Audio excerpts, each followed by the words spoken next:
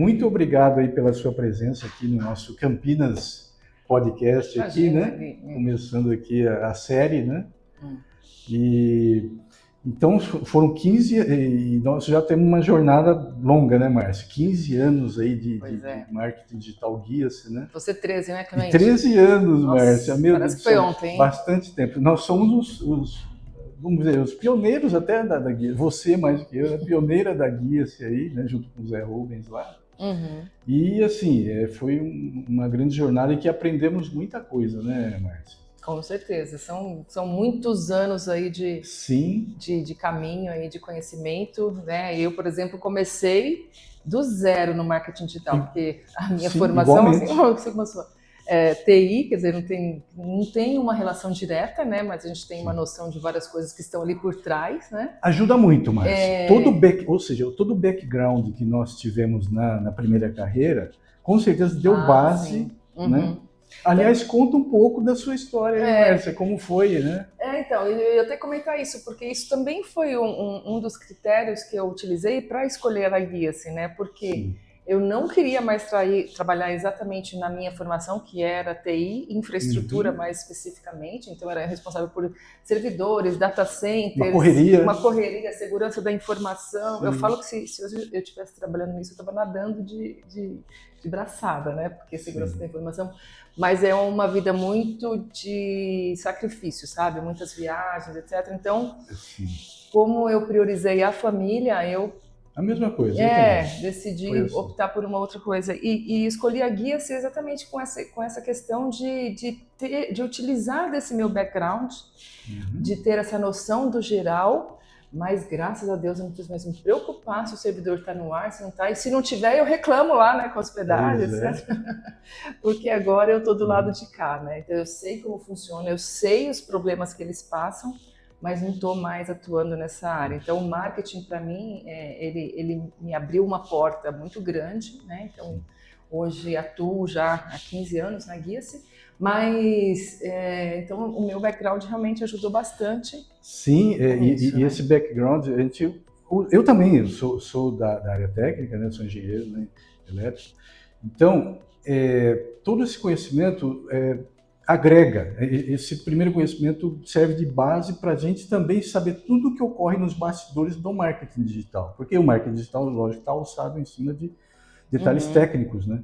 E esse conhecimento ajuda muito. Tanto é que você até hoje usa, né, para fazer migração de servidores, em servidores e tal, né? Então, todos esses recursos que nós aprendemos, né, servem de base. E para mim também, me ajudou muito na parte por exemplo, eu me nichei em Google, né? E o Google também, igualmente, pede essa parte de uma certa programação, né, de ter toda a logística. E acabou me ajudando muito para eu me aprofundar nessa área, né? Sim, com certeza. Então, é bem interessante. Sim, e aí, como eu estava falando, né, são muitos recursos, o marketing digital tem muitos recursos, né? E cada franqueado, cada profissional acaba se especializando em determinado recurso, né? Sim. E no seu caso, Márcia, foi um deles, lógico, né? Você faz outros recursos também, especializado em outros recursos, mas um deles é a criação de sites, né, Márcia? Sim. Na verdade, assim, como eu falei, lá quando eu atuava em infraestrutura, eu não desenvolvia, né? Então, eu nunca fui do desenvolvimento, mas eu sabia todo o background ali do funcionamento. Então, quando eu entrei pro marketing, né, aí eu falei assim, opa, deixa eu entender o funcionamento disso. E isso é muito interessante, porque eu olho hoje em dia um site com um olhar muito mais técnico. Muito mais técnico, que é o que o marketing digital também exige. Exatamente, porque fazer um site, hoje em dia, é muito simples. Sim. Você pega um construtor aí, você vai qualquer hospedagem hoje tem um construtor com IA, next, quer dizer, próximo, concluído, o site está pronto, né? E a gente também, muitos clientes eu pego até para fazer outros trabalhos específicos, por exemplo, a gestão de Google Ads, mas quando eu vejo a estrutura do site... Tá por a parte técnica, né? Eu falo, não dá, por quê? Porque o site é o segundo, né? Porque a primeira pessoa vai lá no Google, de alguma forma é impactada, mas quando ela chega no site, se o site não corresponde ao que ela está buscando, seja de uma forma que tenha o conteúdo que ela buscou, seja rápido, que tenha um conteúdo coerente, uma boa navegabilidade, então informações básicas, alguns gatilhos mentais, todo o trabalho de marketing que foi feito lá na ponta, né? Então todo o valor investido em Google Ads, por exemplo, é em vão. Sim, e caro. Assim, a parte de Google Ads, por exemplo, se não for muito bem feito, ela torna-se muito cara. Né? Exatamente. Então, eu sempre aconselho o cliente, quando vai iniciar uma campanha principalmente, fazer uma revisão. Então, eu sempre passo esse orçamento também de uma revisão e falo, isso vai impactar totalmente no bom desempenho da campanha. Sim. Então, se a gente fizer essa revisão, tem um investimento inicial, que geralmente não é muito alto, mas ele vai impactar no custo por clique ser menor, sabe? O site ter um melhor desempenho e a pessoa ter uma melhor experiência. E a experiência de usuário numa campanha, você sabe que conta muito. É essencial. Né? Então, assim, hoje, quando eu vou desenvolver um site do zero, eu já penso também em todos esses critérios. Não é só visual. Não é só visual. As ferramentas de marketing, ela tem que ter o poder de leitura do seu site, não apenas visual. Uhum. Tem a parcela técnica, que se não muito bem visível para as ferramentas, né? Uhum. A ferramenta não sabe se não está lendo o site, ela não sabe o que você está anunciando, chega até esse ponto. Se ela não for bem feita, a ferramenta não consegue ler o seu site e simplesmente ela não sabe o que você está vendendo. Exatamente. Né? Eu já peguei cliente, Clemente, que eu fui ver o site, lindo, maravilhoso. Pois é, o visual perfeito. O designer foi excelente. Há muitos casos assim, é verdade. Só que o que a pessoa fez? A pessoa fez no Photoshop. A imagem. Meu Deus, só imagem. E aí só ela pegou blocos. E aí o site é responsivo, hein? Então ela duplicou os blocos. O bloco do desktop e o bloco do mobile. Só que eram blocos de imagens. Então o texto sobre a imagem, eu falei assim, ó, absurdo, como que um robô, um mecanismo vai interpretar todo aquele conteúdo? Então, para mim, isso é dinheiro jogado fora. Porque beleza não paga conta. Não é o suficiente. Exatamente. Pode até agregar visualmente, né? Pode até atrair, mas as ferramentas não estão lendo adequadamente. Isso, não sabem o que está acontecendo ali. Né? Uhum. Exatamente. É isso aí. Então, assim, eu acho que o grande desafio, nosso grande desafio do marketing digital, que a gente enfrenta no dia a dia, é essa percepção que a gente precisa passar para o cliente. Sim. De que não é tão simples assim.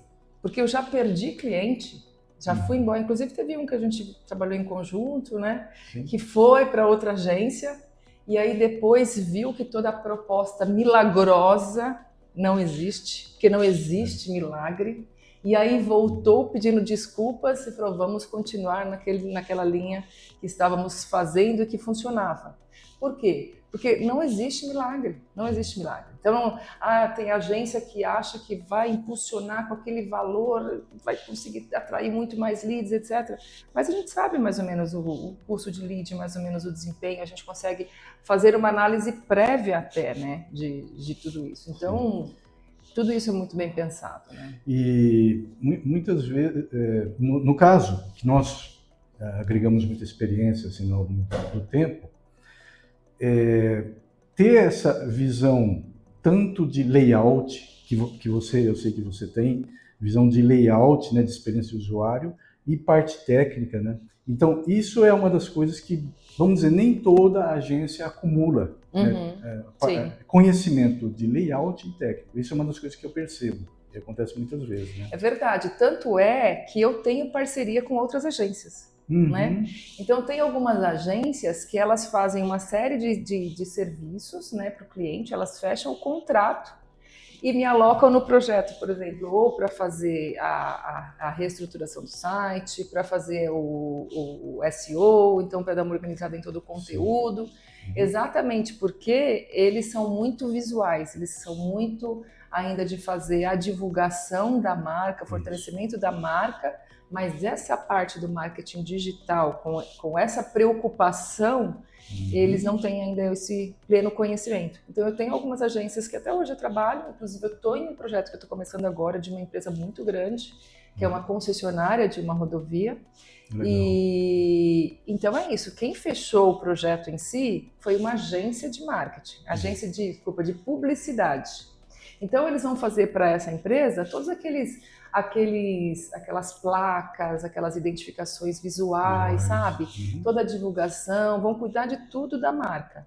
Mas do digital, aí eles não têm conhecimento. Sim. E, inclusive, é uma das coisas que o público em geral, as empresas, etc., né, não tem esse pleno conhecimento, né, da diferença entre marketing e publicidade. São dois conceitos diferentes, né? Existe todo um trabalho de público, levantamento de mercado, etc., né, que pertence ao marketing, né? Aliás, repassando, né, o que é marketing e o que é publicidade, né? São dois conceitos, né, diferentes. O marketing, que eu saiba, Márcia, você pode até me complementar, corrigir, o marketing é todo um trabalho de mercado, né? Desde do levantamento de estudo de mercado, estudo de público, estudo de produto, aquilo que vai ser viável ou não para virar marketing, mercado mesmo, né? E também a questão de divulgação, que seria mais publicidade, né? E agora, então, publicidade vem a ser uma das etapas do marketing. O marketing vem lá, desde estudo de mercado, produto, etc., né? Preços, formulação de preços, né? E publicidade, né? E publicidade seria mais, então, a questão do impacto no público, né? Como chegar essa informação desse produto, né? Dessa empresa, até o público, né? Então são dois conceitos diferentes, né? Agora nós chamamos de marketing digital porque o nosso marketing também, nós trabalhamos assim. Foco é o digital. Né? A Guia-se, ela proporciona todo esse treinamento, né? Que a gente trabalha desde o estudo de um marketing, né? É possível, lógico, nem todo, vamos dizer, nem todo franqueado se especializou em todas essas áreas, porém, nós temos todas as informações, pelo menos temos o conceito, né? Nós temos a ciência das diferentes etapas que compõem todo o marketing digital, né? Exatamente. E é até interessante porque a gente consegue pegar todas essas informações previamente, até quando o cliente vem, nos procura por uma coisa pontual, né? Então, por exemplo, teve um cliente que ele me procurou para fazer uma landing page. Isso, desde o pontual até... ele queria uma landing page porque ele já tem o site dele, etc. Ele queria fazer uma landing page porque ele estava lançando, ele ia importar uma linha de produtos novos. Então, eu falei assim, eu posso te passar uma proposta? Não, eu quero só uma landing page. Beleza, então eu vou fazer a landing page. Então, usei todos os critérios e aí eu expliquei para ele. Conforme ele foi me mandando o conteúdo, eu fui explicando a composição do porquê que eu resolvi trocar aquele título principal, de porquê que eu resolvi colocar o formulário em outro lugar do que ele solicitou, porquê que eu resolvi colocar um botão naquele lugar e não em outro local. Toda a experiência de usuário que está envolvida. Exatamente. Então, eu fui passando para ele tudo isso e eu falei assim, olha, eu quero trocar essa palavra por essa, porque essa aqui, ela é muito mais buscada do que essa. Então, se para você não tem problema nenhum no seu negócio, vamos usar essa palavra. Aí eu falava para ele os benefícios de trocar essa palavra. Vamos colocar essa frase aqui como frase principal. Vamos colocar isso aqui. Tento não ser muito técnica, né? Mas vamos colocar isso aqui no H1, vamos colocar isso aqui. Definia com ele o título, a descrição, sabe? E aí, o que ele vê com isso? Eu não fui lá simplesmente fazer uma landing page, sabe? Eu dei uma consultoria para fazer aquele desenvolvimento para ele. E isso foi interessante por quê? Porque eu passei autoridade num trabalho tão simples. Porque construir uma landing page, até com IA você faz hoje rapidinho, né? O leigo, né, o cliente, ele não sabe a profundidade, né, de todo o trabalho, né? Então, aparentemente, para quem não conhece, as coisas são muito simples, né? mas, no fundo, demanda todo um conhecimento, tanto de marketing quanto técnico, e são conhecimentos profundos, sabe? Exatamente. São anos de aprendizado para você entender toda a máquina, como funciona, porque as máquinas são muito complexas, né? As máquinas de marketing digital, por exemplo, Google, Facebook, são máquinas extremamente complexas. Sim, com certeza. Inclusive, hoje, elas usam até inteligência artificial, de tão complexo que é a coisa, né? Exatamente. Então, por exemplo, esse cliente especificamente, depois da landing page, a gente evoluiu para uma campanha de Google Ads, e aí ele começou a ver resultado tão rápido que ele começou a rever a empresa principal dele, porque isso era um produto específico. Entendi. E aí ele tem uma filial nos Estados Unidos. E aí ele falou assim, a filial dos Estados Unidos não desenvolve. Eu falei, então... Apesar que a gente imagina que nos Estados Unidos a coisa está muito mais... então, mas no nicho que ele atua lá, ele falou assim, a gente fecha poucos trabalhos, etc., faz um levantamento para mim. Aí eu fiz um levantamento para ele, passei, ele falou assim, legal, isso aqui. Aí eu analisei o site, porque eles também têm o site versão em inglês, eu falei, vamos analisar. Aí eu falei, já vou fazer uma proposta para fazer umas mudanças no site. Aí ele falou assim, e não é melhor a gente fazer uma landing page? Aí ele gostou, né? Entendi. Aí eu falei, com certeza, se fizermos uma landing page vai ser muito mais eficiente. Ele falou, então vamos fazer uma landing page para...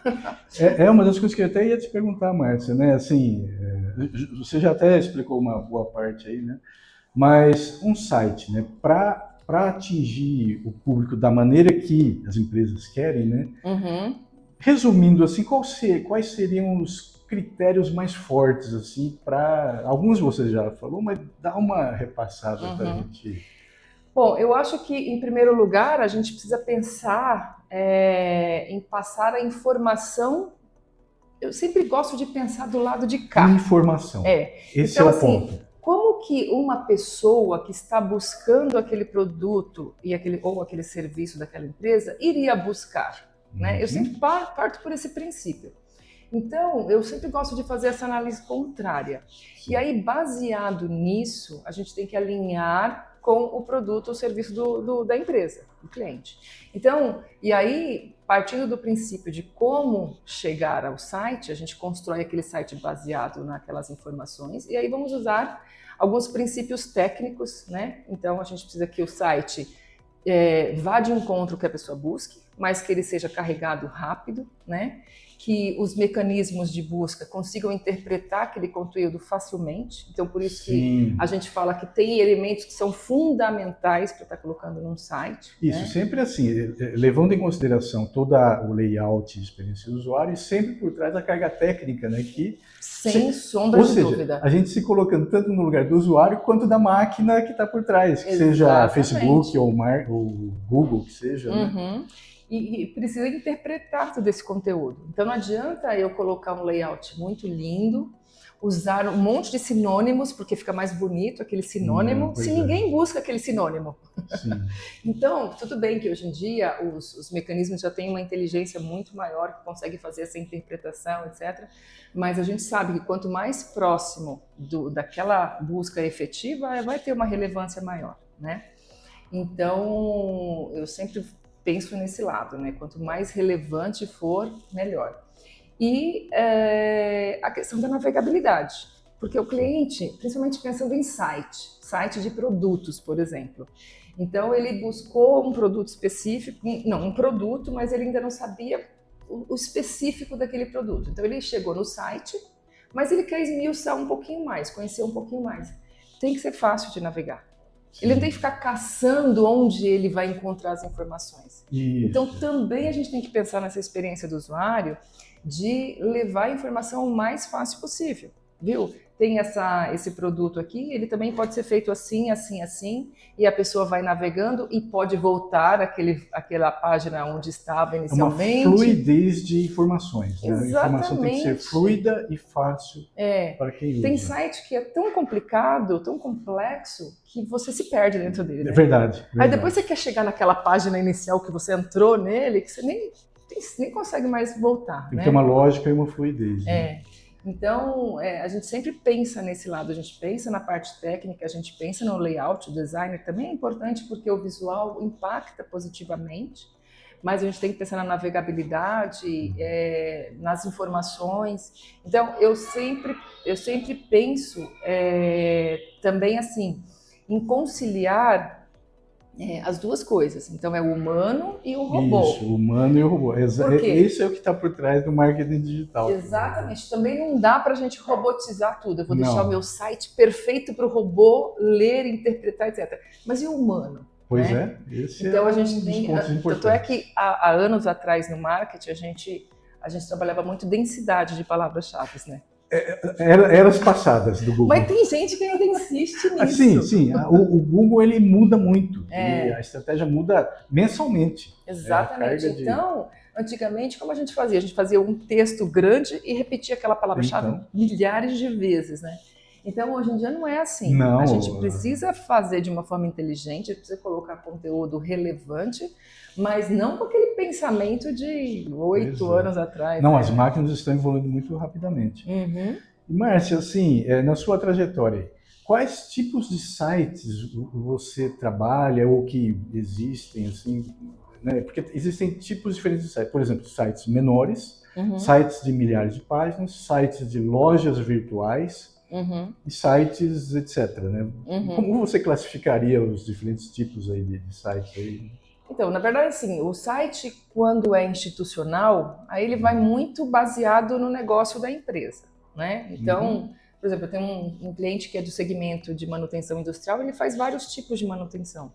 Então, eu acho extremamente relevante você criar uma página para detalhar cada um desses serviços, que é muito parecido com o e-commerce. Você não vai colocar numa página todos os tênis que você vende. Não. Você vai cadastrar um produto, um tênis, etc., e vai detalhar aquele tênis. Né? Então, eu acho que isso tem que refletir com a realidade de cada uma das empresas. Então, um site institucional, eu acho que ele tem que refletir muito com o que a empresa faz. Né? E aí, seguindo aqueles critérios que eu falei, de navegabilidade, velocidade, etc., técnico. Mas, então depende. Então tem empresas menores, eu acho que um site, no mínimo, precisa ter as informações essenciais, que as informações logo da primeira dobra do site, né? Que a gente fala que é a primeira dobra, que é aquela mais importante, né? Então ali quando a pessoa chega naquela parte, ela já tem que ter um resuminho do que é a empresa, né? E já um call to action, independente de ser institucional ou não. O site precisa ter um resumo do que é a empresa. Porque a pessoa que principalmente não conhece, ela precisa conhecer o que é a empresa. E depois o que a empresa faz. O produto, os serviços, enfim. E os dados claros de contato. Então, o site, por mais básico que seja, precisa ter essas informações. Aí, detalhando um pouco mais, que isso também a gente chama de landing page. Então, tem uma landing page que ela é institucional, porque a empresa não demanda de ter um site muito complexo. Então, ela tem uma landing page que é esse resumo. Outra landing page é aquela que a gente faz focada na campanha. Aí é um pouco diferente. Por quê? Porque a gente vai usar muito mais gatilhos digitais e vai falar muito, na maioria das vezes, de um produto específico. Né? Então, se a pessoa está fazendo uma busca específica, ela chega numa landing page que fala daquele produto ou serviço específico. Isso, existem páginas mais institucionais e aquelas mais voltadas mais agressivamente para vendas, né? Exatamente. Então, são tipos diferentes aí de papéis de sites. Né? E essas páginas que são realmente voltadas para vendas, né, que a gente utiliza nas campanhas, elas têm que ter essa finalidade. Então, a ideia tanto é que muitos clientes eles querem utilizar o próprio site, né? E eu falo, quando a página é para venda, ela tem que ter o mínimo de distrações possível. Ser focada em venda. Eu não gosto de colocar nem menu, sabe? Eu não gosto de colocar. Eu quero que a pessoa arraste a tela de acordo com o que eu acho importante de informações que eu quero passar. A landing page é muito direta. A informação que você quer vender. Então, tanto é que na primeira dobra eu já coloco as informações, ou um botão ou um formulário na maioria das vezes. Por quê? Porque a pessoa pode se resolver por ali mesmo. Mas se ali não for suficiente, aí eu vou dar uma segunda informação. Mas é a informação que eu achei que é a mais relevante. E aí depois assim por diante. Então, a landing page de venda, ela é uma landing page de convencimento. Se a pessoa fez uma busca no Google, chegou ali, Aquela landing page, ela tem que convencer a pessoa que é isso que ela está buscando. Porque tem todo um estudo de público já feito e você sabe exatamente o que aquele público está esperando, né? Pela idade do público, etc. Né? Então a gente foca detalhes que vão exatamente naquele público que está... Exatamente. Tem até um cliente que é interessante porque eu implementei um pop-up de saída. Então, sabe, quando a pessoa vai sair, abre aquele pop-up. É incrível como tem conversão naquele formulário de saída. Entendi, olha. Por quê? Porque a pessoa, às vezes, ela não se satisfez com aquelas informações que está ali, mas o pop-up falou assim, você não encontrou a informação que você está procurando? Sim. Viu? E tem um consultor que pode entender melhor a sua necessidade. Deixe suas informações. Então é legal, porque ele presta esse serviço de consultoria. Então, às vezes, a gente cria estratégias do marketing exatamente pensando nisso. Então, se a pessoa fez a busca no Google, chegou ali, a gente colocou todas aquelas informações de venda agressiva, e a pessoa ainda não se convenceu, a gente ainda coloca mais um gatilho ali para tentar resgatar a qualquer preço. Então, todas essas estratégias, a gente pensa na criação da landing page de venda. E por isso que eu falo que é totalmente diferente de uma landing page institucional, que é o básico da empresa. Né? E as lojas virtuais também têm uma outra pegada aí, né? Exatamente. Primeiro tem que ser uma vitrine muito bem feita, né?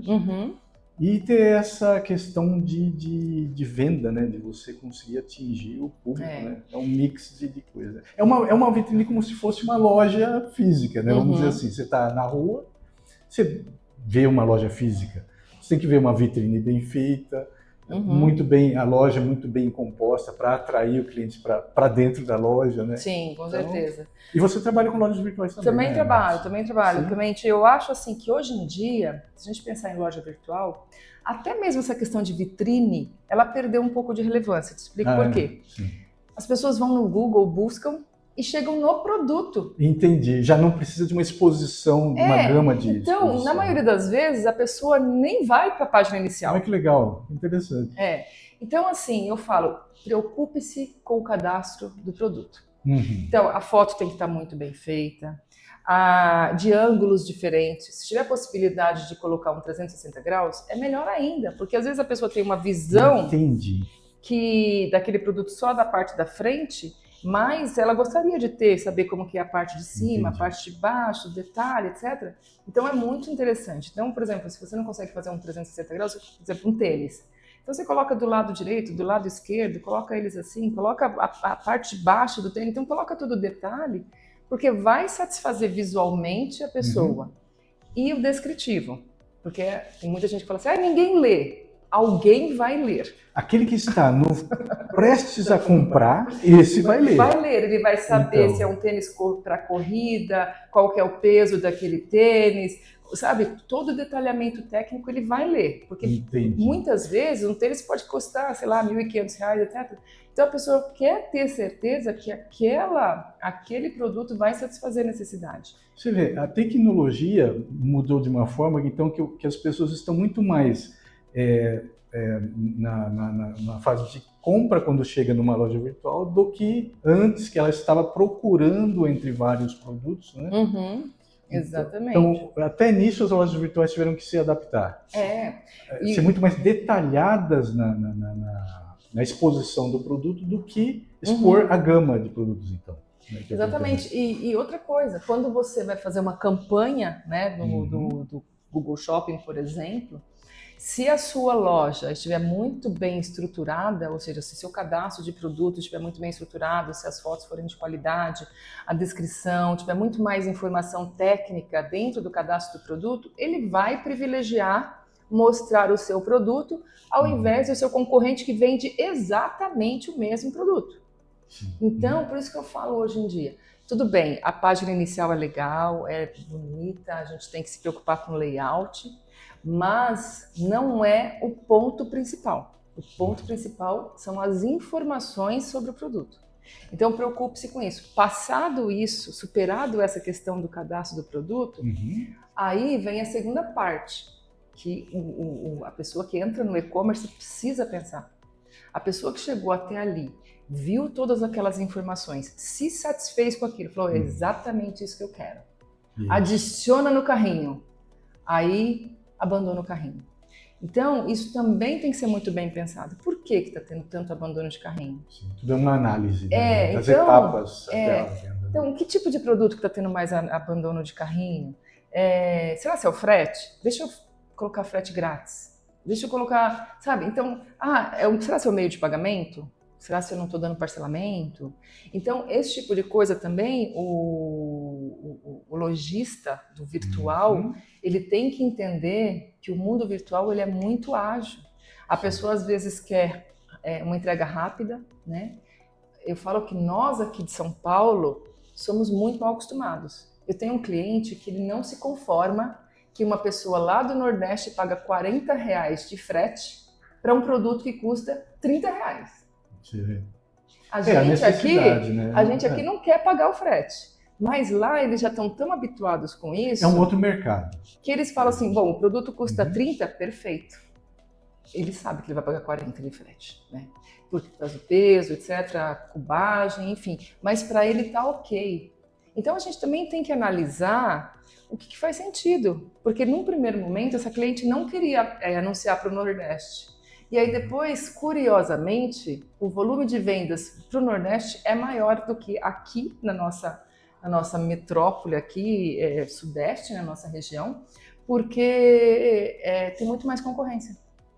Entendeu? Sim. Então, olha que interessante. Abre mercado também, né? Então, você vê, uma das coisas que nós, quando atendemos uma pessoa que quer montar uma loja virtual, a gente sempre esclarece para ela. Primeiro, uma loja virtual não é apenas aquele site que você está vendo, né? Tem que ter toda uma estrutura muito bem formada por trás. A gente fala assim, a mesma estrutura que você tem num site físico, de estoque, controle do estoque. Se não tiver o estoque, né? Você tem que ter um controle do estoque, né? E você tem que ter toda essa estrutura. Não é simplesmente você abrir um site que você sai vendendo. Não é bem assim. Eu falo que, principalmente para quem tem loja física, então já tem os seus vícios de loja física. Ah, sim. Então eu falo assim, viu, você está abrindo outra empresa. Esquece essa, claro, tem muita similaridade, o produto, etc e tal, mas é outra empresa. Por quê? Porque você vai ter outros controles, né? O tipo de venda vai ser diferente. Então, você não vai precisar de contratar um vendedor para vender seu produto, mas você precisa de contratar um serviço de marketing para divulgar o seu produto. Sim, você não precisa, você não precisa da maquininha, mas você precisa colocar benefícios de parcelamento, etc. O cliente não está ali presencialmente, então você tem que oferecer bons meios de entrega e assim por diante. E em cima de tudo isso, né, a vantagem é que abre a loja virtual, né, além de toda essa estrutura, que nem você mencionou, ela abre então mercados que antes o físico não. Um deles o problema é distâncias, né? Então ela acaba abrindo o mercado para isso. Né? Eu já tive um pensamento de que as lojas físicas iriam acabar, mas eu acho que o meu pensamento atual é muito de omnichannel. Então você vai na loja, você vê aquilo, você analisa. Nós fazemos, né, Márcia? Obrigada. Ou não, a pessoa precisa daquilo hoje. Não dá para esperar. Entendi. São níveis de exigência, situações de exigência. Não dá para esperar. Então, eu até tenho outro negócio em paralelo que a gente tem venda em loja física. E às vezes vem uma pessoa de outra cidade próxima para pegar o produto, porque ela precisa daquele produto naquele dia. Sim. Entendeu? Então ela percorre 30, 40 minutos, que é na região mesmo, mas para pegar o produto físico naquele momento. Então, que legal. Tem comportamentos e comportamentos de consumidor. É claro que hoje o maior volume é online, indiscutivelmente, independente de faixa etária, independente de tudo. E a logística tem evoluído muito, né, Márcia? É incrível. Eu fico admirado como nesses últimos anos aí, a logística tomou uma proporção incrível. Muitas vezes você compra e no mesmo dia a empresa entrega. Exatamente isso. Uma coisa impensável há anos atrás. Né? Agora já são várias redes distribuidoras. Né? A logística evoluiu demais. Né? Absurdamente. Então, assim, eu sempre gosto quando eu estou dando essa consultoria de construção da loja virtual, de pensar em todos esses aspectos, né? Até mesmo concorrer com grandes e-commerce, por exemplo, como o Mercado Livre, né, etc. E todos esses critérios de pagamento, de entrega, etc.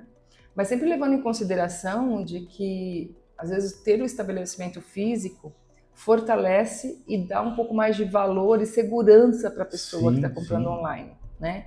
Reputação daquela empresa, etc. Exatamente. Então tem vários critérios também que você também tem que pensar, né, para fazer essa venda online. Muito legal. Então, enfim, eu acho que de maneira geral, a minha venda, tanto de site, de e-commerce, de landing page, seja lá o que for, ela é muito mais consultiva. Sim. São várias situações diferentes de mercado, né? Do que a execução em si. Porque a execução em si, não vou dizer qualquer um, mas hoje em dia é muito fácil de fazer.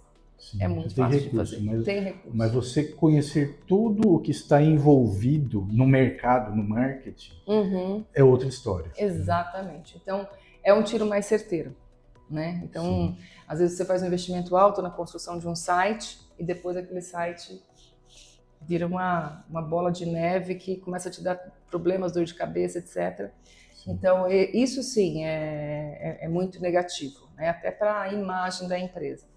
Então, por isso que eu acho que ter essa noção, toda essa visão que a gente adquiriu ao longo de tantos anos aí... Claro. E conhecimento de ferramentas, etc. Exatamente. Então, isso que eu acho que é bem relevante. Sim. E uma pergunta que é muito pertinente atualmente, né? A questão das IAs, né? No início a gente começou a falar de IA, mas vamos agora falar um pouco mais com detalhes, né? Porque como você falou, hoje as IAs estão fazendo até sites, né? Sim, faz site. Teve um cliente que falou assim, viu, eu quero um site igual esse site que eu fiz. Entendi. Ele fez um ensaio ali, né? Exatamente. A IA proporcionou vamos dizer, uma primeira experiência, né? Pra ele, né? Mas ele, lógico, ainda bem que ele teve essa consciência de que foi só ele tem esse conhecimento, provavelmente ele já tem experiência em mercado. Sim, né? Ele sabe que o site não é... Mas é legal porque desenvolveu nele toda a ideia do que ele imagina que seria ideal para o negócio dele. O usuário está assim, né, Márcia? Hoje em dia, o usuário tem muita informação abundante, né? Então ele consegue chegar até um certo ponto, mas lógico, para entrar no estágio profissional da coisa, aí precisa de nós profissionais naquele... Exatamente. Né? Então, a IA, então, de maneira geral, ela dá toda essa visão para a pessoa, né? Eu acho que isso é bem relevante, né? Porque isso, eu sempre falo assim... profissionais que cobram mais barato que eu não me incomodam, essa história de IA não me incomoda, sabe? Por quê? Eu também não. A IA não me assusta. Não me assusta, porque isso eu não enxergo como uma concorrência, porque eu não acho que vai tirar o meu espaço do mercado, né? Porque tem uma coisa que ninguém tira de mim, que é o meu conhecimento. Exato, sim. Né?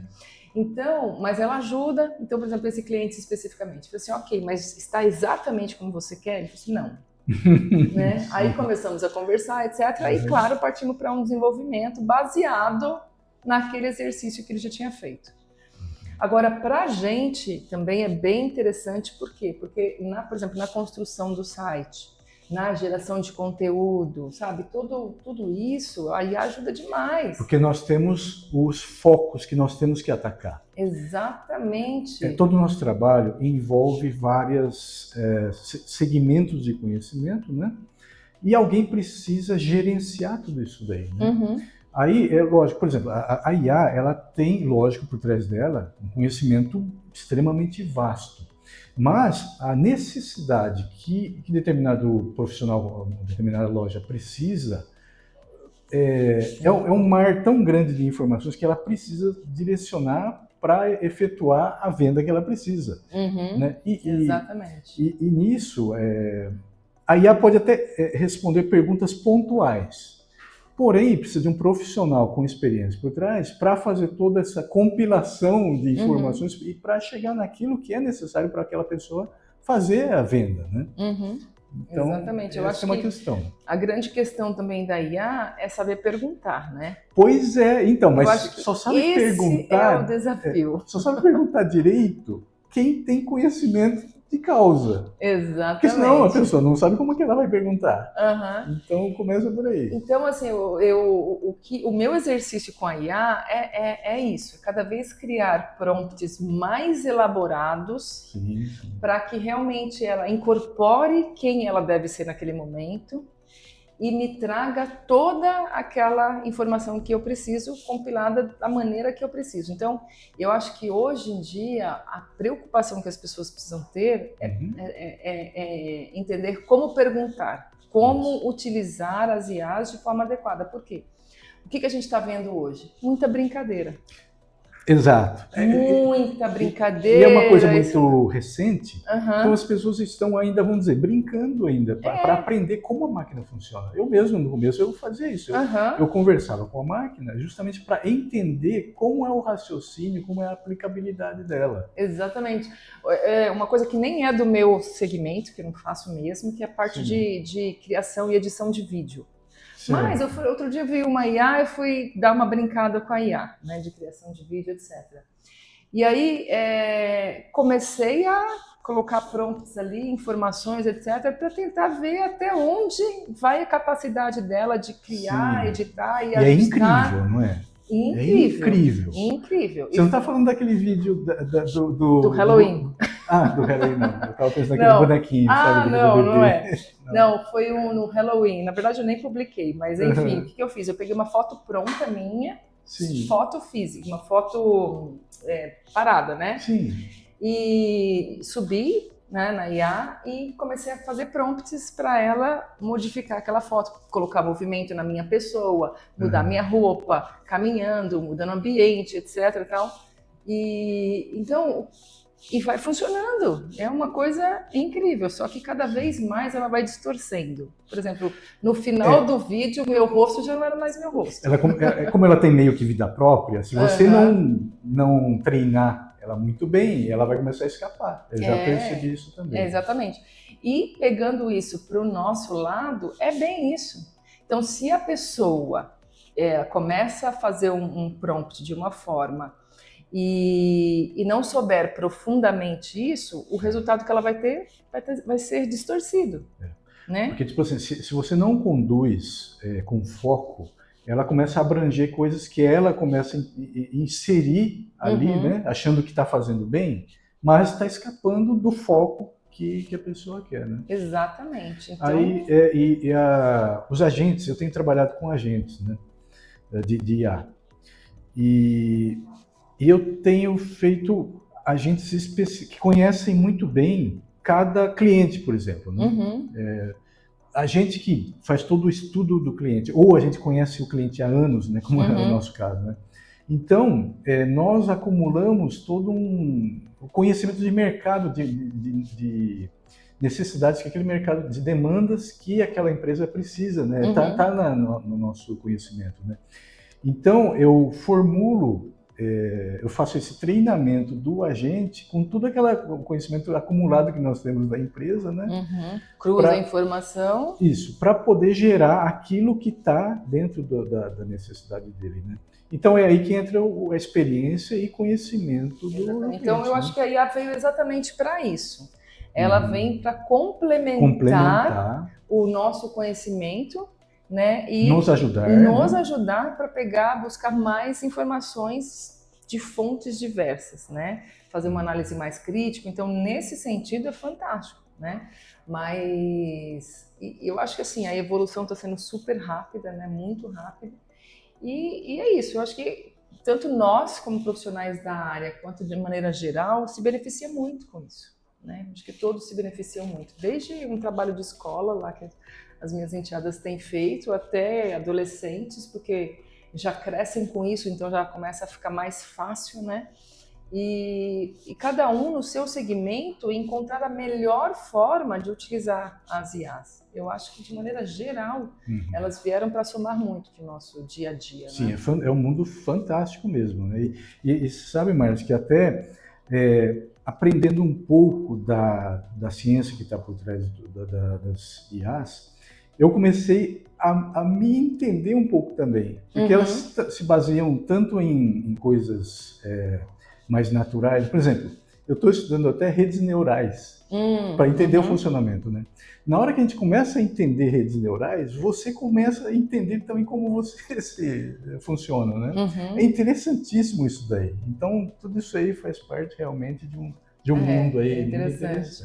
Não sei se você viu uma trend uns tempos atrás aí do ChatGPT, que você perguntava para o ChatGPT quem é você. Então eu fui lá e perguntei para o ChatGPT quem sou eu, quem é a Márcia. Sim. Ele deu informações toda distorcidas, algumas sim.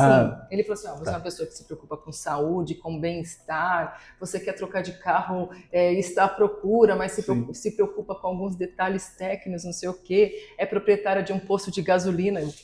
Oi? Chutou. Ela chutou.